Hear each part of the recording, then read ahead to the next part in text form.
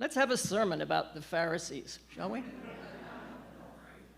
On one very superficial level, really, could the one and only question be more obvious? How can a group of guys who oppose Jesus and get into these shouting matches with the Savior of the world, how can they be anything other than on the side of the devil? Especially when Jesus yells at them in anger, as he certainly sometimes seems to be doing. Maybe the preacher at the church of your childhood used the Pharisees in his sermons like they were the perfect foils, the ideal bad guys, to play off against the good guys. And then one day, many years later, at your Jewish university, its chaplain in a Holy Week sermon points out that the Pharisees are not mentioned in any of the Passion stories about the last week of Jesus' life and his crucifixion. So where were his supposedly worst enemies during the worst week of his life? Well, I found one of them. Nicodemus, a Pharisee, a leader of the Jews, the Gospel of John says, a leader who had not consented to his death, it says, dared to ask for his body from Pontius Pilate. Nicodemus supplied himself with costly spices by the pound, washed and dressed and prepared Jesus' body for its burial.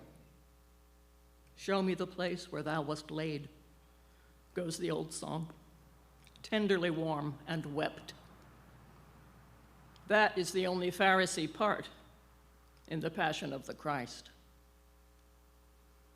And then years after that, at seminary, your New Testament professor tells you that Jesus and Paul were in all likelihood Pharisees themselves. Watch your use of that term, he said. It gets used in hymns.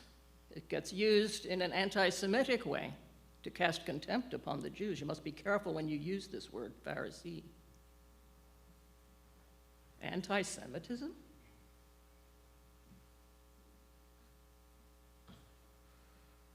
Well, the Pharisees are actually the reformers within the Judaism of that time. Unlike their priestly rivals, the Sadducees, they refused to center their concern upon the temple, which was made of stones, and its priesthood they believed to be corrupt. But they were honored as the scholars, the interpreters, and therefore the guardians of the imperishable Torah, the law, all 613 commandments that are found all throughout the 5 books of Moses. Kidding? Even a short course on Judaism will probably teach you the watchword of their work of interpretation. Quote, build a fence around the Torah, unquote. Build a fence around the Torah, much as we might put up a fence around a beloved and significant tree, much as we have, I think, built a fence around the water pumps out here in our parking lot to keep cars from running into the pumps and breaking them. They meant to allow some confident freedom of movement around the edges of the law, some additional discussion, as long as the word itself stayed firmly planted.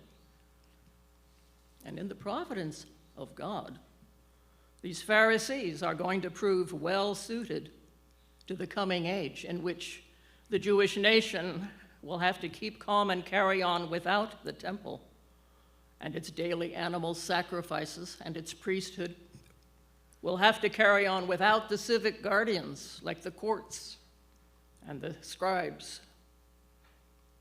By the end of the 1st century, you may know the focus of worship will have to shift from temple towards home and synagogue. And the preserver of Jewish writings and law and lore and custom